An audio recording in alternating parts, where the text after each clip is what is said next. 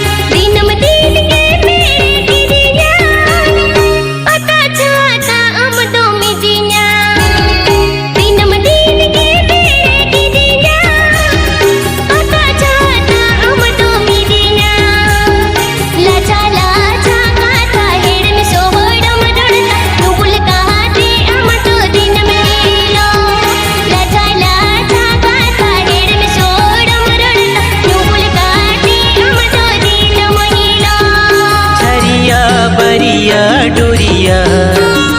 किरिया मंजूरिन किरिया मा झमोरा झमोरा पैणी हतावा मंजूरिन हतावा मा